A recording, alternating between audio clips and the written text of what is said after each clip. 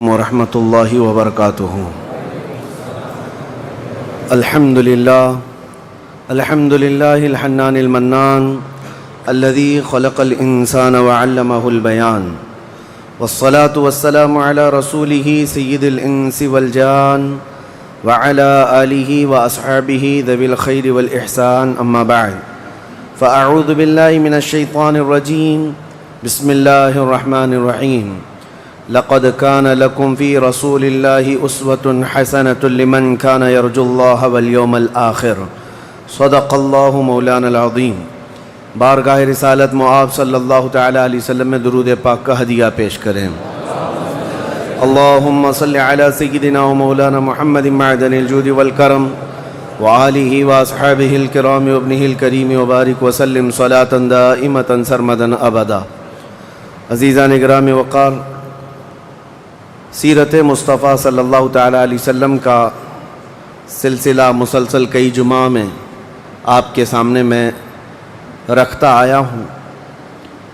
چونکہ رمضان المبارکہ سے یہ سلسلہ شروع تھا اور گزشتہ سے پیوستہ ہفتہ حضور اکرم صلی اللہ تعالیٰ علیہ وسلم کی سیرت کا وہ باب آپ کے سامنے رکھا گیا تھا جو چھٹی ہجری کا تھا۔ چھٹی ہجری بہت اہم ہے سیرت میں، ہجرت کا چھٹا سال جس میں صلح حدیبیہ ہوئی، اور اس کے بعد نبی کریم صلی اللہ تعالیٰ علیہ وسلم نے دعوت اسلام کا ایک بہت بڑا مشن شروع فرمایا اور بادشاہوں کے پاس خطوط بھیجنے شروع کیے۔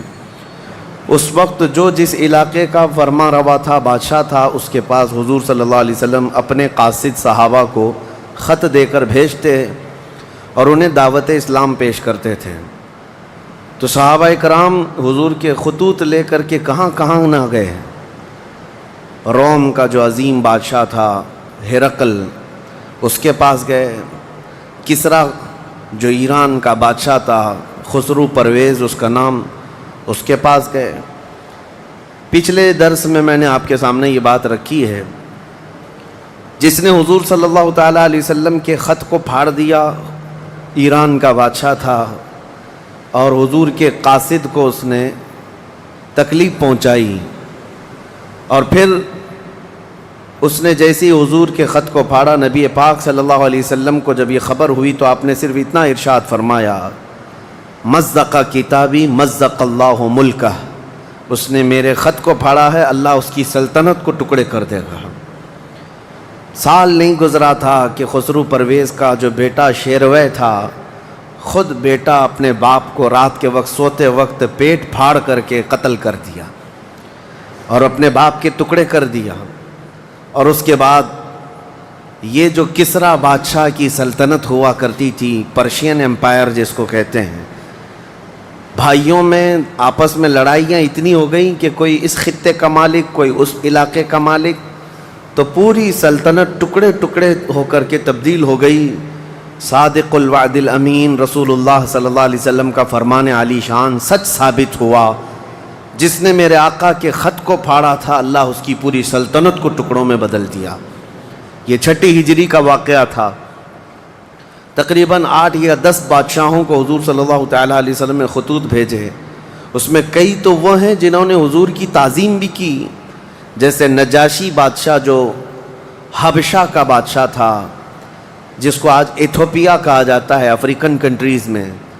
نجاشی جو ہے حضور صلی اللہ تعالیٰ علیہ وسلم کا خط پاتے ہی اتنا رویا، آنکھوں سے آنسو آئے، اور فوراً جو صحابی آئے تھے ان کے سامنے ہی کہا، تم گواہ ہو جاؤ، میں اس آخری رسول پر ایمان لاتا ہوں۔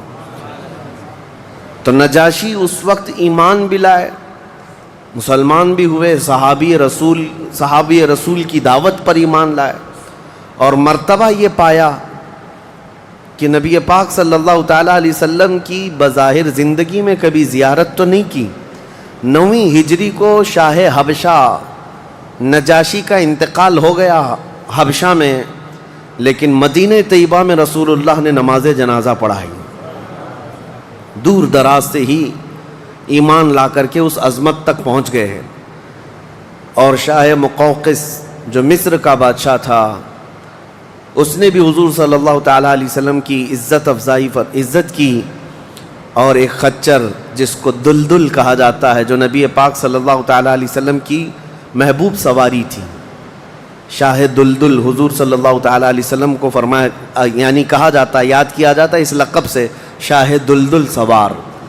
یہ بادشاہ مقوقس کا دیا ہوا ہدیہ تھا، اور حضرت بی بی ماریا قبطیہ جو مصر کی تھیں، وہ بھی حضور صلی اللہ تعالیٰ علیہ وسلم کے ہدیے میں کنیز بن کر آئیں۔ پھر نبی پاک صلی اللہ علیہ وسلم نے ان سے نکاح بھی فرمایا، اور ان کے پیٹ سے حضور صلی اللہ تعالیٰ علیہ وسلم کے ایک بیٹے حضرت ابراہیم بھی پیدا ہوئے۔ یہ سب چھٹی ہجری کے واقعات تھے جن کو آج میں نے آپ کے سامنے مختصراً ریپیٹ کیا ہے۔ اب چھٹی ہجری کا جو اہم واقعہ ہے، جس کے لیے تاریخ اسلام روشن ہے، توجہ سے، اس لیے کہ اسلامی فتوحات جتنی بھی فتح ہیں ان کا صحرا اس چھٹی ہجری کی ایک جنگ سے ملتا جلتا ہے۔ باقی پہلے کی جو فتوحات ہیں وہ اپنی جگہ پر، لیکن دور دراز تک اسلام کی ہیبت جو قائم ہوئی وہ چھٹی ہجری کا ایک واقعہ ہے۔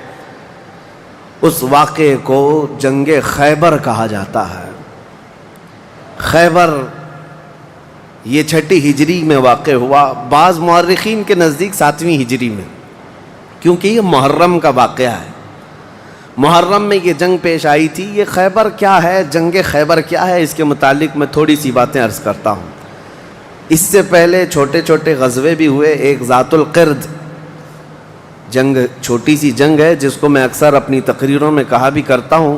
عبد الرحمن فزاری قارہ کا رہنے والا ایک شخص 400 لوگوں کو لے کر آیا تھا ذات القرد۔ مدینے سے قریب ایک چراگاہ تھی جہاں رسول اللہ صلی اللہ علیہ وسلم کی اونٹنیاں چرتی تھیں اور کھجوروں کے باغیچے تھے۔ تو اس عبد الرحمن نامی کافر نے حضور کی اونٹنیوں کو قبضہ کر لیا اور کھجوریں بھی چوری کر لیا اور بھاگنے لگا۔ اس وقت مدینے کے ایک صحابی حضرت سلمہ بن اکوا رضی اللہ تعالیٰ عنہ اکیلے تھے۔ انہوں نے 400 لوگوں کو دوڑانا شروع کر دیا۔ وہ اکیلے ہی 400 لوگوں کو دوڑاتے رہے، اتنا دوڑائے کہ وہ سب بھاگتے رہے، کیونکہ مدینہ طیبہ سے اس وقت کوئی اس واقعے کی خبر نہیں پا سکا تھا سوائے حضرت سلمہ بن اکوا کے۔ ان کو رسول اللہ صلی اللہ تعالیٰ علیہ وسلم کا عظیم سپاہی کہا جاتا ہے، سلمہ بن اکوا۔ یہ تیز دوڑتے اتنا تھے کہ عربی گھوڑا بھی ان کی دوڑ کو نہیں پکڑ پاتا تھا۔ اب یہ جب ان 400 لوگوں کو بھگاتے رہے اور اپنی تیروں سے ان کو نشانہ بناتے رہے، حیرت کی بات ہے، جب بھی میں واقعہ پڑھتا ہوں حدیثوں میں موجود ہے کہ 400 لوگ ایک آدمی سے ڈر کر بھاگ بھی رہے ہیں اور بھاگتے جا رہے ہیں، اور یہ ان کو بھگاتے جا رہے ہیں۔ پہاڑیاں آ گئیں تو عبد الرحمن قارہ کا رہنے والا شخص پلٹ کر کے پوچھتا ہے، اے شخص تو کیوں دوڑا رہا ہے، ہمیں کیوں بھگا رہا ہے، کیا چاہتا ہے؟ حضرت سلمہ بن اکوا نے کہا، جب تک تمہاری جھولی میں مدینے کی ایک کھجور بھی باقی رہے گی میں تمہیں زندہ نہیں چھوڑوں گا، اور جب تک رسول اللہ کی اونٹنیاں تم نے قبضہ کی انہیں آزاد نہیں کرو گے میں تمہارا راستہ آزاد نہیں رکھوں گا۔ اور دوڑاتے رہے۔ کئی لوگ اس میں سے گھوڑے سے گر جاتے تھے، ان کی گردن پر یہ صرف پیر رکھتے وہ وہیں ٹھنڈا ہو جاتا، یہاں تک کہ وہ پہاڑیوں کے اوپر چڑھ گئے۔ عبد الرحمن نے اپنے ساتھیوں سے کہا کہ لوگوں ان کی ساری کھجوریں پھینک دو، جتنی چادریں ہیں بچھا دو، اور جتنی اونٹنیاں ہیں انہیں چھوڑ دو، ورنہ یہ ہم میں سے کسی کو بھی زندہ نہیں چھوڑے گا۔ تو اس کی بات پر سارے لوگوں نے اپنی اپنی کھجوریں جو لوٹے تھے مدینے کے باغات سے سب چھوڑ دیا، اونٹنیاں بھی چھوڑ دیں، سب کو جمع کیا۔ حضرت سلمہ بن اکوا نے کھجوروں کو چادر میں، اور تنہا وہ سارا مال اٹھا کر کندھے پر، اور حضور کی اونٹنیاں ہانکتے ہوئے مدینے کی طرف لا رہے تھے، اکیلے آ رہے تھے۔ بیچ راستے میں پھر حضرت ابو قتادہ رضی اللہ تعالیٰ عنہ سے ملاقات ہوئی، پوچھا کہاں سے آ رہے ہو؟ تو حضرت سلمہ بن اکوا نے واقعہ کہہ کر کے سنایا، کہا کہ چلو رسول اللہ صلی اللہ علیہ وسلم راستے میں ہی ہیں۔ حضور سے ملاقات ہوئی، حضور نے کہا کہ تم صحیح سلامت آ گئے، ہمیں واقعے کی خبر پہلے سے مل گئی تھی۔ تو ابھی بھی کہنے لگے، یا رسول اللہ میں نے ان کو پانی تک پینے نہیں دیا، اگر آپ حکم فرمائیں تو ان سب کا پیچھا کر کے ان کو یہیں ختم کر دیں گے۔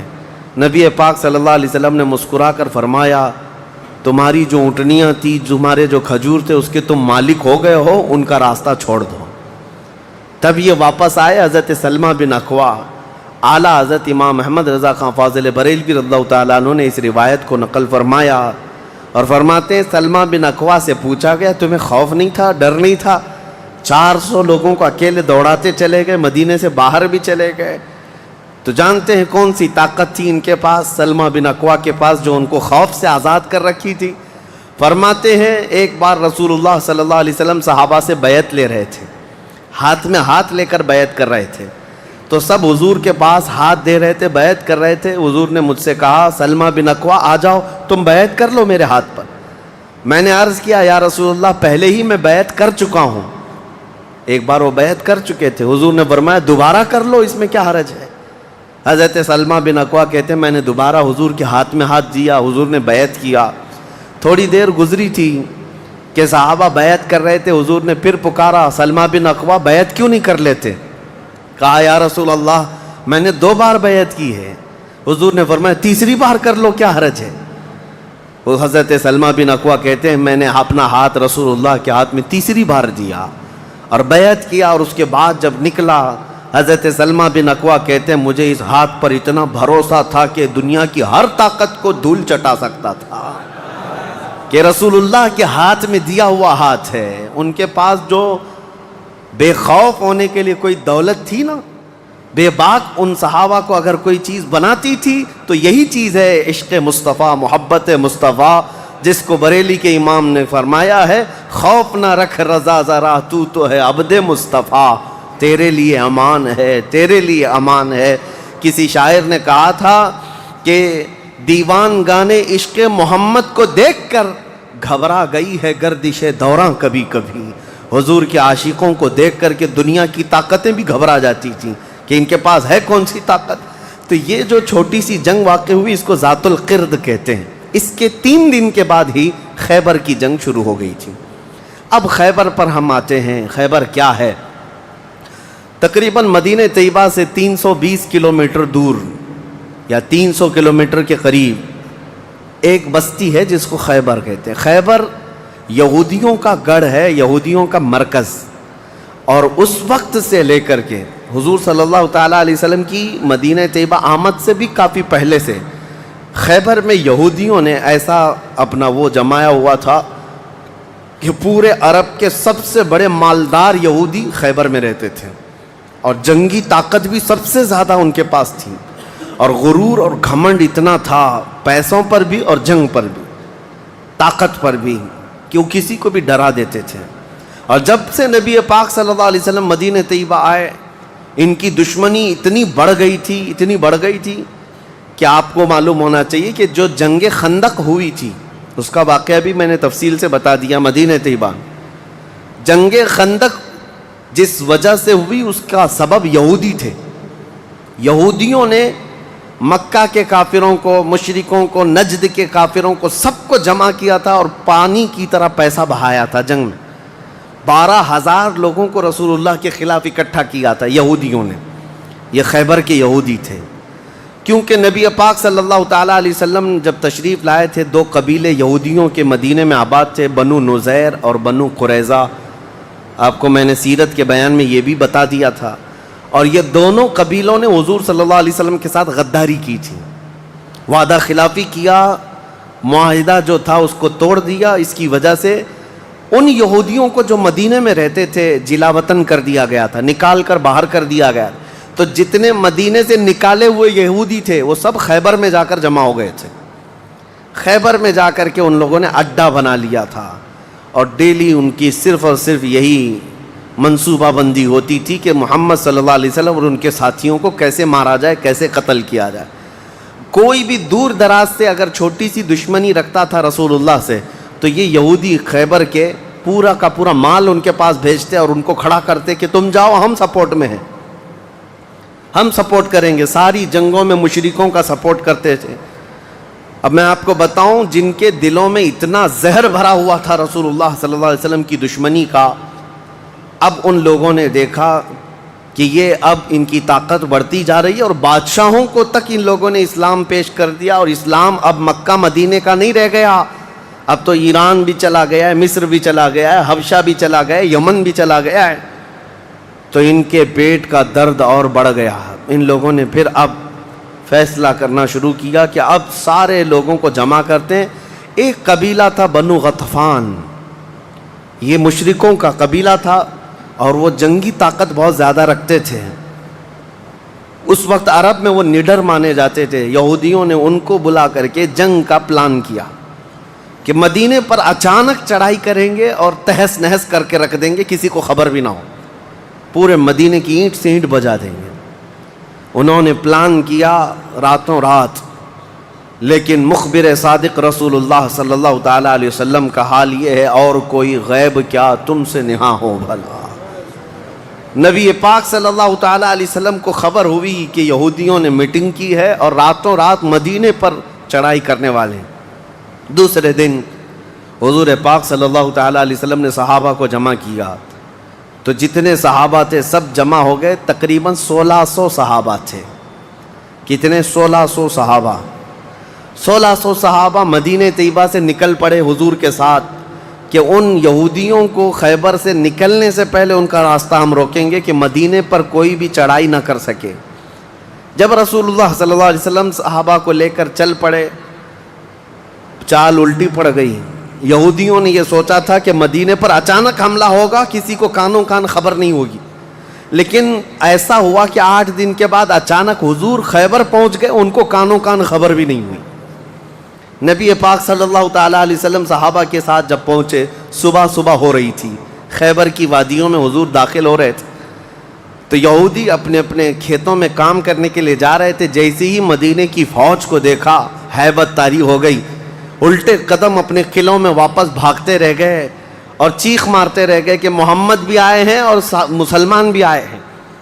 حضور صلی اللہ علیہ وسلم نے ان کی چیخ و پکار کو سنا تو ایک جملہ فرمایا. حضور صلی اللہ علیہ وسلم فرماتے ہیں، جن کافروں کی وادی میں ہم اتر پڑے ان کی صبح خراب ہو ہی جاتی ہے، اور یہ خیبر اب برباد ہوگا. حضور کے الفاظ تھے، جملہ نکلا.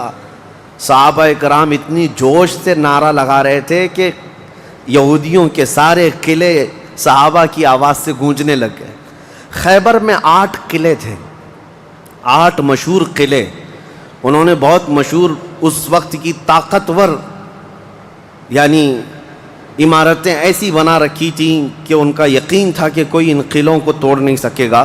اور حد تو یہ ہے کہ آج 1400 سال گزر گئے، ابھی بھی وہ قلعے موجود ہیں، آج بھی موجود ہیں خیبر میں. وہ قلعوں کے باقیات، کھنڈرات ابھی بھی موجود ہیں. اب آپ اندازہ کریں کہ 14 صدیاں گزرنے کے بعد اب بھی وہ قلعے ہیں، تو اس وقت کتنے محفوظ رہے ہوں گے، کتنے مضبوط رہے ہوں گے. ان کو بڑا غرور تھا. 8 مشہور قلعے تھے، قلعہ نائم، قلعہ نطات، قلعہ قموس. ان کے نام تھے الگ الگ، ہر قلعہ الگ الگ کاموں کے لیے استعمال ہوتا تھا. اب نبی پاک صلی اللہ تعالیٰ علیہ وسلم خیبر جب پہنچے، 1600 صحابہ ہیں. اب سنیے، ایک قلعہ نائم تھا جس میں سارا ذخیرہ تھا، کھانا پانی اور سب کچھ وہاں پر تھا، اور اس کی ذمہ داری سلام بن مشکم نام کا ایک یہودی، وہ بہت ہی بغض و عداوت میں بھرا ہوا یہودی تھا، اس کے ذمہ تھی. اور قلعہ قموس جو سب سے بڑا قلعہ تھا، اس کی ذمہ داری مرحب نام کے یہودی کے پاس تھی. اور مرحب وہ شخص ہے جس کے بارے میں مشہور تھا کہ وہ 1000 لوگوں سے تنہا لڑ سکتا ہے. 1000 انسانوں کی طاقت تھی جس کے پاس، اس کا نام مرحب تھا. پورے خیبر کے یہودی اس سے ڈرتے تھے. اور قلعہ قموس جو سب سے بڑا قلعہ تھا وہ اس کے انڈر میں ہوا کرتا، سب ان کی تقسیم تھی. اب جب نبی کریم صلی اللہ تعالیٰ علیہ وسلم شروعات فرمائی تو قلعہ نائم جو قریب تھا آبادی سے، اس پر چڑھائی شروع کر دی. تو جو صحابہ وہاں گئے تھے قلعہ نائم، تو صحابہ اکرام کو سخت مصیبت اٹھانی پڑی، کیونکہ اتنی سخت گرمی تھی کہ جس کی وجہ سے حلق میں کانٹے پڑ جاتے تھے پیاس کی شدت سے. کئی صحابہ اس میں شہید ہوئے. آخر کار قلعہ نائم فتح ہو گیا. ایک قلعہ فتح ہوا، دوسرا فتح ہوا، تیسرا فتح ہوا. قلعے اس طرح سے فتح ہونے لگ گئے. یہودیوں کی تعداد میں آپ کو بتاؤں، یہ 1600 صحابہ تھے. اور یہودی اس وقت خود اور قبیلہ بنو غطفان جو مشرکوں کا قبیلہ تھا ان کو بھی جنگ کے لیے اپنے قلعے میں بلا لیا تھا. کل تعداد سب کی ملا کر 8,000 ہو چکی تھی. 8,000 لوگ 1,600 لوگوں سے ڈرے ہوئے سہمے ہوئے قلعوں میں بندے ہیں, کوئی باہر نکلنے کو تیار نہیں. اب اس کے بعد یہ خیبر کا معاملہ بڑھتا گیا. اس میں ہوا یہ کہ آخری جو قلعہ تھا قلعہ قموس, یہ سب کے بس کی بات نہیں تھی. بہت مضبوط قلعہ, اور جو آدمی اس کا سپہ سالار ہے, شہ سوار ہے, وہ مرحب ہے. پورا عرب جانتا تھا اس کی طاقت کو. پہلے دن نبی کریم صلی اللہ تعالیٰ علیہ وسلم نے صحابہ کی ایک جماعت حضرت ابو بکر صدیق رضی اللہ تعالیٰ عنہ کی سپہ سالاری میں بھیجی.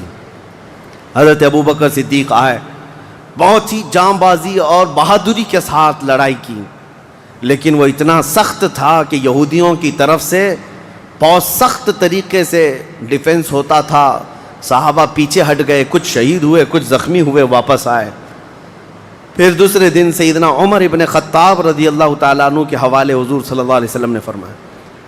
حضرت عمر فاروق رضی اللہ تعالیٰ عنہ گئے, صحابہ کی ایک جماعت تھی, لیکن آج کا دن اور زیادہ سخت ہو گیا. سارے یہودیوں نے اپنی طاقت جھونک دی قلعہ قموس کو بچانے کے لیے. حضرت عمر فاروق رضی اللہ تعالیٰ عنہ صحابہ کی جماعت کو لے کر شام میں واپس آ گئے. اب یہ محاصرہ بڑھ گیا, 20 دن چلا کنٹینیو محاصرہ ان قلعوں کا, لیکن فتح ہونے کا نام نہیں تھا. جلال پیغمبری کو دیکھیں ہیں, صحابہ 20 دن سے تپتی ہوئی گرمی میں مدینے سے 300 کلومیٹر باہر ہیں. عرض کیا یا رسول اللہ صلی اللہ علیہ وسلم, ہماری منزل ابھی کہاں ہے, کب تک ہے؟ رات کا وقت تھا, نبی کریم صلی اللہ تعالیٰ علیہ وسلم جلال میں تھے. ارشاد فرمایا لَأُعْتِيَنَّ غَدًا رَایَةً رَجُلًا يُحِبُّهُ اللَّهُ وَرَسُولُهُ. حضور اکرم صلی اللہ تعالیٰ علیہ وسلم فرماتے ہیں, کل کے دن میں اپنا جھنڈا ایک ایسے آدمی کو دوں گا جس سے اللہ اور اس کے رسول محبت کرتے ہیں, اور اللہ اور اس کے رسول جس سے محبت کرتے ہیں وہ خود بھی اللہ اور اس کے رسول سے محبت کرتا ہے. اور پھر میرے آقا نے فرمایا خیبر کی فتح اسی کے ہاتھ میں رکھی ہوئی. صحابہ کہتے ہیں پوری رات بے چینی اور کروٹ لیتے ہوئے ہم نے گزاری. نبی پاک نے بشارت دی ہے تو اب تو ہونا ہی ہے. حضور نے فرما دیا ہے کہ میں کل اپنا جھنڈا اس آدمی کے ہاتھ میں دوں گا جس کو اللہ اور اس کے رسول محبت کرتے ہیں. صحابہ کہتے ہیں, حضرت عمر فاروق رضی اللہ تعالیٰ عنہ فرماتے ہیں میری آنکھ تک نہ لگی پوری رات, اور اس تمنا میں کہ صبح ہوگی تو حضور صلی اللہ علیہ وسلم وہ جھنڈا مجھے دے دیں. کہ اس میں 3 بشارتیں تھیں. ایک بشارت یہ تھی کہ وہ شخص جس کو میں جھنڈا دوں گا وہ اللہ اور رسول سے بہت محبت کرتا ہے. دوسری بشارت یہ تھی کہ اللہ خود اس سے محبت کرتا ہے. تیسری بشارت یہ تھی کہ اسی کے ہاتھ میں خیبر کی فتح رکھی ہے. حضرت عمر کہتے ہیں پوری رات پلک بھی جھپکا نہیں, اسی آس میں اسی امید میں پوری رات گزاری. پورے صحابہ کا یہی حال تھا. صبح جب ہوئی دوڑے دوڑے نبی کریم صلی اللہ تعالیٰ علیہ وسلم کی جلوں میں حاضر ہوئے. اللہ کے حبیب صلی اللہ علیہ وسلم کے ہاتھ میں پرچم تھا, جھنڈا تھا, اب جنگ کے لیے روانہ کرنا تھا. نبی کریم صلی اللہ علیہ وسلم کے سامنے صحابہ کی فوج ہے. سارے صحابہ گردنیں اونچی کر کر کے دیکھ رہے ہیں, لیکن نبی پاک صلی اللہ تعالیٰ علیہ وسلم نے اس بھرے مجمع میں اعلان فرمایا علی کہاں ہے, علی کہاں ہے. اس مجمع میں حضرت علی نہیں ہیں. صحابہ نے کہا یا رسول اللہ وہ بخار میں ہیں, بیمار ہیں اور آشوب چشم ہے, آنکھیں لال ہو چکی ہیں, آنکھوں سے پانی آ رہا ہے. نبی کریم صلی اللہ علیہ وسلم نے فرمایا لاؤ, اسی حالت میں بلا لاؤ. صحابہ گئے, حضرت علی کو بلا لائے. بخار کی حالت میں ہیں, آنکھوں میں آشوب ہے, سرخی آ چکی ہے. نبی کریم صلی اللہ علیہ وسلم نے قریب بلایا, اپنا لعاب پاک نکال کر ان کی آنکھوں میں لگایا. حضرت علی فرماتے ہیں مجھے ایسا لگا کبھی آنکھوں میں کوئی مرض آیا ہی نہیں تھا, بخار بھی نہیں تھا. نبی کریم صلی اللہ تعالیٰ علیہ وسلم نے اپنے ہاتھ میں موجود پرچم حیدر کرار کے ہاتھ میں دیا, کہا جاؤ علی تمہارے ہاتھ میں اللہ نے فتح رکھی ہے. میرے عزیزو ایک بات میں آپ کو بتا دوں کہ یہ کیا معاملہ ہے. جب رسول کریم صلی اللہ تعالیٰ علیہ وسلم کو یہ معلوم ہے کہ حضرت علی کے ہاتھ میں ہی یہ جنگ فتح ہونی ہے تو پہلے دن کسی اور کو کیوں بھیجا، دوسرے دن اور صحابی کو بھیجا، یہ 20 دن کا محاصرہ کس بات کا تھا، یہ سارے معاملات کس لیے تھے؟ ایک بات یاد رکھیں، فتح اسلام کے حق میں ہے اور غالب اسلام ہو کر رہے گا، لیکن قدرت کا قانون یہ ہے، جیسے معراج میں بھی آپ کو معلوم ہے نمازیں تو 5 ہی ہونی تھی، لیکن 9 مرتبہ حضور صلی اللہ علیہ وسلم کو آنا جانا کیوں رکھا گیا؟ خدا کی قدرت کا قانون یہ ہے کہ پہلے اسباب کی طرف دیکھو، بعد میں اسباب کا خالق خود تمہارے لیے راستے پیدا فرمائے گا۔ جنگ تو فتح ہونی ہی ہے، لیکن تمہیں اسٹرگل کرنا پڑے گا، میدان میں مشکلیں اٹھانی پڑیں گی، بعد میں فتح تو تمہارے ہاتھ میں اللہ نے دی ہے۔ حضرت علی کرم اللہ وجہہ الکریم اپنے ہاتھ میں پرچم لے کر کے جب قلعہ قموس کی طرف بڑھتے ہیں، جانتے ہیں وہ تاریخ کا وہ عظیم دن ہے، محرم کی غالباً 9ویں تاریخ ہے۔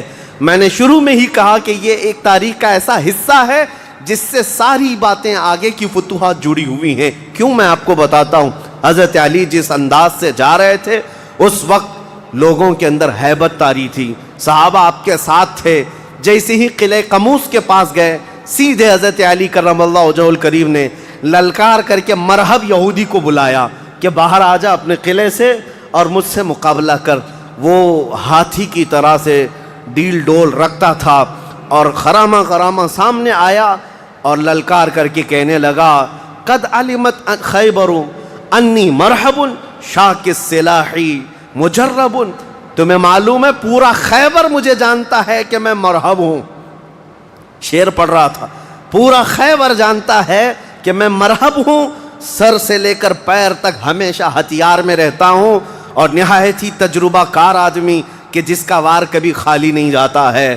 اس کے جواب میں مولا علی کرم اللہ وجہہ الکریم فرماتے ہیں، انا الذی سمتنی امی حیدرا کلیث غابات کریہ المنظرا، تجھے پتہ ہے میری ماں نے ہی میرا نام حیدر رکھا ہے۔ حیدر کا مطلب ہوتا ہے شیر، میری ماں نے میرا نام حیدر رکھا ہے، کلیث غابات کریہ المنظرا، ہیبت ناک شیر جب بھوک کی وجہ سے کچھار میں دہاڑتا ہے اس کو حیدر کہا جاتا ہے۔ جب یہ رجزیہ اشعار کا تبادلہ ہو رہا تھا، وہ یہودی مرحب جو سر پر ٹوپی پہنتا تھا، ویسی ٹوپی لوہے کی کسی کے پاس تھی نہیں، جسم پر جو لوہے کا خود لباس ہوتا تھا ویسا لباس کسی کے پاس نہیں تھا۔ مقابلے میں وہ آیا اور اس نے حضرت علی کرم اللہ وجہہ الکریم پر بہت تیز وار کی، لیکن وار خالی گیا۔ حضرت علی کرم اللہ وجہہ الکریم پر کوئی وار نہیں آیا۔ پلٹ کر جب حیدر کرار نے وار ماری تو اس کی خود کو ٹوپی کو کاٹتا ہوا یہاں تک کہ اس کے جبڑوں تک حضرت علی کی تلوار آ گئی، اس کے دانتوں کو تک کاٹتی ہوئی آ گئی۔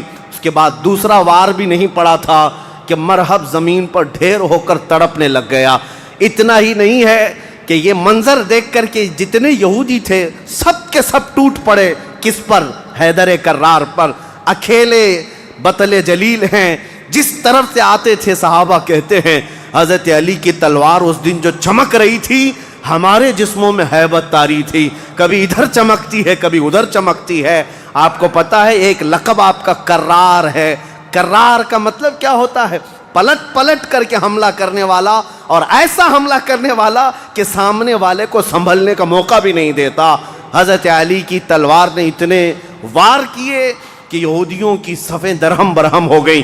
بعض تو لوگوں نے یہ سوچا کہ جان بچانے میں عافیت ہے، جب ہمارا سردار ڈھیر ہو کر تڑپ رہا ہے ہمیں اس سے مقابلے کی کیا تاو ہے۔ بڑھتے گئے حضرت علی، سیدھے قلعہ قموس جو تھا وہاں جا کر کے کھڑے ہو گئے تو یہودیوں میں ایک اعلان ہوا کہ اگر یہ علی بن ابی طالب قلعے کے اندر گھس گیا تو خیبر قیامت تک ہمارے ہاتھ میں نہیں آ سکتا، اپنی طاقت لگا دو۔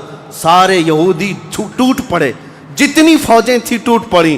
جانتے ہیں حضرت علی اپنا ڈیفنس کیسا کر رہے تھے، اپنے بچاؤ کے لیے کیا کر رہے تھے؟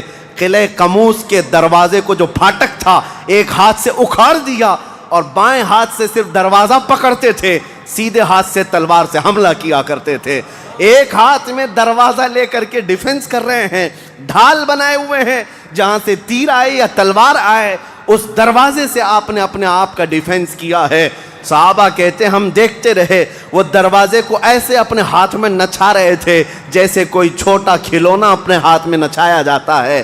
حضرت علی کرم اللہ وجہہ الکریم نے اس قلعے کا پھاٹک توڑ دیا جس کو 20 دنوں سے صحابہ جا کر کے آ رہے تھے، توڑ نہ سکے تھے۔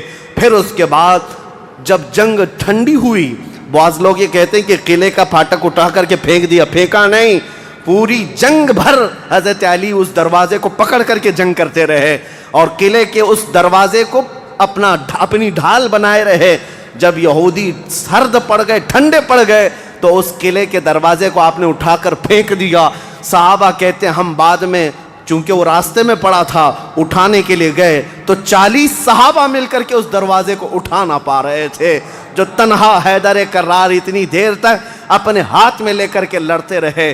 کون ہے یہ حیدر کرار؟ یہ وہی حیدر کرار ہے جب رسول اللہ صلی اللہ علیہ وسلم نے مکہ مکرمہ میں سب سے پہلے اسلام کی دعوت دی تھی تو مکہ والوں نے انکار کیا تھا۔ 9 سال کا ایک بچہ کھڑا ہوا تھا، کہا یا رسول اللہ میں آپ کے دین کی حمایت کروں گا۔ پتلی پتلی ٹانگیں تھی، کمزوری تھی۔ رسول اللہ نے اس 9 سال کے بچے کو دیکھا اور سینے سے لگایا اور بارگاہ رب العزت میں عرض کیا کہ مولا اس کی ٹانگوں میں اور اس کی بازوؤں میں تو طاقت عطا فرما۔ وہ 9 سال کا بچہ جب 25 سال کا ہو گیا تو فاتح خیبر بن کر کے نکلا، حیدر کرار بن کر کے نکلا۔ اسی لیے سچ کہا ہے جس نے کہا ہے شاہ مرداں شیر یزداں قوت پروردگار، لا فتح الا علی لا سیف الا ذوالفقار۔ یہ ہے جس کا مطلب یہ ہوتا ہے فارسی میں شاہ مرداں شیر یزداں، نوجوانوں کا اگر کوئی بادشاہ ہے تو وہ حیدر کرار ہے۔ شیر یزداں اگر اللہ کا کوئی شیر ہے تو حیدر کرار ہے۔ قوت پروردگار، اللہ کی طاقت کا مظہر دیکھنا ہے تو وہ علی بن ابی طالب ہے۔ لا فتح الا علی، سچ کہا جس شاعر نے کہا لا فتح الا علی۔ پورے لوگوں میں اگر جوان کوئی کہانے کے لائق ہے تو وہ علی بن ابی طالب کا نام ہے۔ لا سیف الا ذوالفقار، اور دنیا میں اگر کسی تلوار کو تلوار کہلانے کا حق ہے تو وہ ذوالفقار حیدری کا نام ہے۔ عزیزان گرامی وقار، یہ خیبر فتح ہوا، جیسے یہ خیبر فتح ہوا صحابہ میں اتنا جوش بھر گیا تھا، نہ قلعہ قموس باقی رہا نہ مرحب باقی رہا۔ اور خیبر کو جو مولا علی نے اس وقت توڑا تھا، 14 صدیاں گزر گئی، آج تک یہودیوں کا اس میں داخلہ نہ ہو سکا تھا۔ یہودیوں کو پتا تھا ایک بار علی اس میں داخل ہو گیا تو قیامت تک خیبر ہمارے ہاتھ میں نہ آ سکے گا۔ آپ کو پتا ہے 2018 کی بات میں بتاؤں، 2018 میں انگلینڈ میں لندن کی سڑکوں پر پوسٹر اور بینر ہورڈنگ کارڈ لیے ہوئے یہودی احتجاج کر رہے تھے، پروٹیسٹ کر رہے تھے کہ خیبر ہمارا تھا، ہم کو نکالا گیا تھا اور تمہاری ہماری لاسٹ جنگ خیبر تھی، اس کے بعد نہیں ہوئی۔ اس طرح کی باتیں، یعنی میں نے محسوس کیا کہ مسلمان تو بھول گئے خیبر کیا ہے۔ یہودیوں کو جن کو مار پڑی تھی آج بھی یاد ہے کہ مولا علی نے کیسے مارا تھا، آج بھی یاد ہے کہ حیدر کرار کی وار کیسی تھی۔ صدیاں گزر گئیں، وہ زخم ابھی تک بھرا نہیں ہے۔ اسی لیے میرے عزیزو، آپ کو دیکھنا چاہیے کہ گریٹر اسرائیل کا نقشہ جو انہوں نے بنایا ہے، اسرائیل جو آج فلسطین کے حصے میں زبردستی قبضہ کیا ہوا ایک چھوٹا سا ملک، ناجائز قبضہ، انہوں نے جو اپنے خوابوں کا ایک نقشہ بنایا ہے کہ اسرائیل کہاں تک ہوگا، انٹرنیٹ پر دیکھیں گے تو آپ محسوس کریں گے انہوں نے گریٹر اسرائیل کا نقشہ جو بنایا اس میں خیبر بھی شامل کیا ہے کہ خیبر تک، مدینے کی وادیوں تک ان کو اسرائیل بنانا ہے۔ جہاں سے ہم نکلے تھے وہاں واپس آئیں گے، لیکن انشاءاللہ العزیز ایسا کبھی نہیں ہوگا۔ مولا علی کرم اللہ وجہہ الکریم کی وار جو پڑی تھی وہ قیامت تک تازہ رہے گی انشاءاللہ۔ میرے عزیزو، خیبر فتح ہونے کے بعد اب عدل مصطفیٰ کو بھی دیکھو۔ نبی کریم صلی اللہ تعالیٰ علیہ وسلم، یہ وہ یہودی ہیں جو ساری جنگوں میں جڑ کا کام کرتے رہے، جڑ کا کام کرتے رہے، لوگوں کو بھڑکانے میں، حضور کے خلاف دشمنی پر ابھارنے میں، پیسہ بہانے میں، سب کام کرتے رہے۔ آج سب ٹوٹ کر بکھر گئے۔ نبی کریم صلی اللہ تعالیٰ علیہ وسلم کو اب کیا کرنا تھا؟ حضور صلی اللہ علیہ وسلم نے دوسرے دن جب صحابہ سے مشورہ لیا، صحابہ نے عرض کیا جیسے ان کو مدینے سے بھگایا گیا تھا خیبر سے بھی نکال دیں، یہاں سے بھی نکال کر ان کو جلا وطن کر دیں. لیکن وہ مصطفیٰ کریم صلی اللہ تعالیٰ علیہ وسلم جو عظیم اخلاق لے کر کے زمین پر تشریف لائے، خیبر کے یہودیوں سے پوچھا کہ تم کو جلا وطن کیا گیا تھا اور تم نے بار بار ایگریمنٹ توڑا، معاہدے توڑے، اب یہاں سے بھی تمہیں جلا وطن کرنے کا مشورہ آیا ہے صحابہ سے. یہودیوں نے رونا دھونا شروع کیا اور کہا آپ اللہ کے نبی محمد مصطفیٰ صلی اللہ علیہ وسلم عدل کے شہسوار ہیں، ہمیں موقع عطا کریں، ہم خیبر چھوڑ کر جانا نہیں چاہتے، ہماری زمینیں ہمیں دے دیں، لیکن سال بھر میں جتنی بھی اس کی آمد ہوگی اس کا آدھا ہم مدینے پہنچا دیں گے، کھجوریں ہوں، فصلیں ہوں. نبی کریم صلی اللہ تعالیٰ علیہ وسلم نے سب کو معاف کر دیا، خیبر ان کے حوالے کر دیا، اور پھر وہ آدھا حصہ مدینہ طیبہ ہر سال دینے کے لیے راضی ہو گئے، اور اس پر حضور صلی اللہ علیہ وسلم نے فیصلہ فرما لیا. اب اتنی بات نہیں، حضرت عبداللہ بن رواحہ رضی اللہ تعالیٰ عنہ ہر سال جب یہ خیبر آتے یا ایک دوسرے صحابی یہ آدھا حصہ لینے کے لیے آتے تھے تو پورے خیبر کے یہودی مال جمع کرتے، اس میں آدھا آدھا حضرت عبداللہ فرما دیتے، اور اس کے بعد یہ نہیں ہے کہ لے کر کے نکل جاتے، سارے یہودیوں کو جمع کرتے، کہا میں نے پورے مال کا آدھا آدھا کیا ہے، ان میں سے جو حصہ تمہیں پسند ہے وہ رکھ لو، باقی مدینے بھیج دو. یہودی کہتے ہیں ایسا عدل ہم نے کہیں دیکھا ہی نہیں کہ ہمیں پہلے کہہ دیا جائے، ورنہ کوئی بھی ہوتا حاکم تو اچھا مال اٹھا لیتا اور برا مال چھوڑ کے چلا جاتا. یہ رسول اللہ کے صحابہ تھے، کہتے جو تمہیں پسند ہے وہ رکھ لو، جو چھوٹ گیا وہ مدینے بھیج دو. اتنے ہونے کے باوجود بھی حضور صلی اللہ تعالیٰ علیہ وسلم کے ساتھ انہوں نے کیا کیا. حضور 3 دن کے بعد خیبر سے نکل رہے تھے، زینب نام کی ایک خاتون تھی جس کا شوہر قتل ہو گیا تھا، وہ حضور صلی اللہ تعالیٰ علیہ وسلم کے پاس بڑی محبت لے کر کے آئی، بہت محبت کے ساتھ، اور یوں کہا کہ میں آپ کی پیروکار ہوں، بڑی مشتاق تھی آپ کے دیکھنے کی، آپ میرے گھر تشریف لائیں. حضور صلی اللہ تعالیٰ علیہ وسلم کو اور کچھ صحابہ کو اس نے اپنے گھر پر دعوت کی، اور دعوت کیا کیا، کھانے میں اور گوشت میں نہایت ہی خطرناک زہر ملایا اور حضور صلی اللہ تعالیٰ علیہ وسلم کو زہر دیا. جو صحابہ موجود تھے حضور صلی اللہ علیہ وسلم کے ساتھ دعوت میں، جیسی حضور نے پہلا لقمہ اٹھایا، جو گوشت کی بوٹی تھی یا جو لقمہ تھا وہی بول پڑا رسول اللہ صلی اللہ علیہ وسلم کہ مجھ میں زہر ملا ہوا ہے. نبی کریم صلی اللہ تعالیٰ علیہ وسلم نے ابھی اپنی زبان پر لگایا ہی تھا، نکال کر پھینک دیا. لیکن دوسرے ایک صحابی حضور سے پہلے پیٹ بھر کر کھا چکے تھے اور وہ زہر کے اثر سے فوراً ہی شہید ہو گئے. یہ یہودیوں نے حضور کے معافی کے بعد، اعلان کے بعد پھر بھی یہ ہرزہ سرائیاں، یہ سارے کام کرتے رہے اور آج تک کرتے آئے ہیں. آج تک نبی کریم صلی اللہ تعالیٰ علیہ وسلم نے اس کے باوجود معلوم ہونے کے بعد یہودیوں کو بلایا کہ اس خاتون کا کیا کیا جائے. اس نے اقرار کر لیا، کہا کہ ہاں ہم نے زہر ملایا تھا. کہا کیوں؟ کہا ہم یہ دیکھ رہے تھے اگر آپ اللہ کے سچے رسول ہیں تو آپ کو خبر ہو جائے گی، ورنہ ہم کو آپ سے نجات مل جائے گی، ہم بچ جائیں گے، آپ زہر سے ختم ہو جائیں گے. نبی کریم صلی اللہ تعالیٰ علیہ وسلم تو زہر کے اثر سے کچھ نہیں ہوا اور حضور بچے اس زہر سے، لیکن ان یہودیوں میں سے کوئی بھی اسلام کی طرف آیا بھی نہیں. نبی کریم صلی اللہ تعالیٰ علیہ وسلم نے اس خاتون سے بدلہ نہیں لیا، اسے معاف کر دیا. اپنی ذات کے لیے حضور نے کبھی بدلہ لیا ہی نہیں، اسے چھوڑ دیا اور پھر وہاں سے نکل پڑے. یہ زہر کا جو اثر تھا پوری زندگی بھر رسول کریم صلی اللہ تعالیٰ علیہ وسلم کے تالو پر، سر پر اثر لگا رہا، جلن ہوتی تھی، تھوڑا چکھا ہی تھا. اتنا خطرناک زہر یہ یہودیوں کے پاس ہوا کرتا کہ انہوں نے اپنے زہر سے کئی لوگوں کو مارا ہے.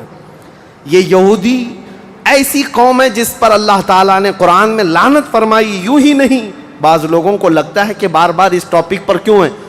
ارے میاں ہم ہر نماز میں یہ کہتے ہیں غیر المغضوب علیہم ولا الضالین. سورہ فاتحہ کے آخر میں المغضوب کا مطلب ہے جس پر اللہ کا غضب ہوا، وہ قوم یہودیوں کی ہے. سورہ فاتحہ میں ہم اللہ کی بارگاہ میں پناہ مانگتے ہیں کہ اللہ جس قوم پر تیرا غضب نازل ہوا اس قوم سے ہمیں بچائے رکھ، ان کے راستے سے ہمیں بچائے رکھ. یہ اتنی خطرناک سازشی قوم ہے کہ آج پوری دنیا کو انہوں نے ہلا کر رکھا ہے، آج پوری دنیا کو کریڈٹ نظام پر لا کر رکھا ہے۔ یہ جتنے ورلڈ کے بڑی بڑی بینکیں ہیں انہوں نے اپنے ہاتھ میں رکھا ہے، سونے پر یہ اپنا قبضہ جمائے ہوئے ہیں۔ جیولری اس کو نام دیا گیا ہے، سونے چاندی کے تمام زیورات کو جانتے ہیں۔ اس کے ایک محقق نے کہا تھا جیوز، یہودی جیو کہلاتے ہیں، اور جیو سے انہوں نے جیولری کر دیا ہے کہ سونے چاندی کا حق صرف اور صرف جیوز کے پاس ہے، یعنی یہودیوں کے پاس، دوسرے کوئی اس کا حق نہیں رکھتے۔ اور یہ مال سونا چاندی ہی ہے جو پوری دنیا کی کرنسی کو اوپر نیچے کرتا ہے۔ یہ سارا نظام انہوں نے بنا رکھا ہے، دنیا کو قرضے دے دے کر کے ورلڈ بینک سے اپنا مقروض بنائے رکھا ہے، دنیا کو جنگوں کے ہتھیار خوب بیچتے ہیں، یہ سارے ہتھیار بناتے ہیں اور پورا بیچتے ہیں، اس کا کاروبار بھی کرتے ہیں۔ دنیا کی بڑی بڑی دوائیوں کی کمپنیاں بلکہ بایو ویپن کے طور پر استعمال کرتے ہیں، ڈرگ مافیا ہے، سب یہودیوں کے کنٹرول میں آج۔ اسی لیے میں آپ سے کہتا ہوں یہ اتنی شریر قوم ہے کہ اس سے ہمیشہ پناہ مانگتے رہو اللہ کی بارگاہ میں۔ اور اخیر میں آپ کو بتا دوں، جب قیامت کے قریب حضرت عیسیٰ علیہ السلام آئیں گے اور وہ اس وقت دجال کو قتل کر رہے ہوں گے، اور دجال کی فوج میں 60,000 یہودی ہوں گے، 60,000 یہودی اس کے ساتھ جنگ لڑ رہے ہوں گے، ایمان والوں کے ساتھ اس کی حمایت میں، اور حضرت عیسیٰ علیہ السلام کے ہاتھ سے قتل ہوں گے۔ تو حدیث پاک میں ہے کہ جہاں حضرت عیسیٰ علیہ السلام جائیں گے، یا مسلمان جو عیسیٰ علیہ السلام کے ساتھ ہوں گے، ان مسلمانوں کو جو پتھر ہیں جگہ جگہ کے، وہ پتھر پکار کر کہیں گے یا مسلم ورائی یہودین اقتلہ، اے مسلمان میرے پیچھے ایک یہودی چھپا ہوا ہے، آجا اسے قتل کر دے۔ پتھر تک بولے گا کہ یہودی یہاں چھپا ہوا ہے۔ اس سے آپ اندازہ کریں یہ ایسی شریر قوم ہے جس سے پتھر بھی پناہ مانگتے ہیں۔ عزیزان گرامی وقار، سیرت کا یہ حصہ تھا 6 ہجری کا۔ میں نے جو شروع میں بات کی تھی اس کو کمپلیٹ کر دیتا ہوں کہ ساری جنگوں کا دار و مدار پھر خیبر پر کیوں ہے۔ اس کی وجہ تھی کہ 6 سال تک جب سے مدینے میں حضور تھے، وہ گٹھ جوڑ کی جیسے سچویشن تھی، کبھی یہودیوں کے ساتھ مل کر کے مشرکوں سے لڑتے تھے، لیکن جب خیبر فتح ہوا، خیبر میں سب سے بڑی طاقت تھی یہودیوں کی، پیسہ سب سے زیادہ تھا، جنگی طاقت سب سے زیادہ تھی۔ جیسے ہی خیبر فتح ہوا، ایران بھی کانپنے لگ گیا، روم بھی کانپنے لگ گیا، مصر بھی کانپنے لگ گیا، سارے بڑے بڑے ممالک جو ہیں وہ مسلمانوں کی ہیبت سے کانپنے لگ گئے۔ اسی لیے ہم کہتے ہیں دنیا کی جتنی فتوحات بعد میں ہوئی، وہ ڈر اور خوف ان کے دلوں پہ ایسا سوار تھا کہ انہوں نے خیبر کے ٹکڑے کر کے رکھے ہیں، لہٰذا مسلمانوں کے مقابل میں آنے کی کوئی جرات نہ کر سکا۔ اسی لیے ہم کہتے ہیں باقی ساری فتوحات کا صحرا بھی خیبر کے فاتح مولا علی کرم اللہ وجہہ الکریم کے سر جاتا ہے۔ اسلام کی فتوحات کی بنیاد حیدر کرار کے سر پر جاتی ہے۔ اللہ کریم زندگی بھر ہمیں مولا علی کرم اللہ وجہہ الکریم کے عاشقوں میں شمار فرمائے، اور دعا یہی کرتے ہیں کہ اے مولا ہم سب کو بازوئے حیدر عطا فرما، بازوئے علی بن ابی طالب کی قوت عطا فرما۔ اے کریم خدا اسلام کو پھر سے سرخ روئی عطا کر دے، امت مصطفیٰ کو پھر سے عزت و وقار عطا فرما دے۔ کریم خدا رحم الراحمین مولا تیرے حبیب پاک صلی اللہ تعالیٰ علیہ وسلم کے جلوں میں زندگی عطا فرما، ان کے قدموں میں ہمیں موت عطا فرما۔ وآخر دعوانا الحمدللہ رب العالمین۔ السلام علیکم۔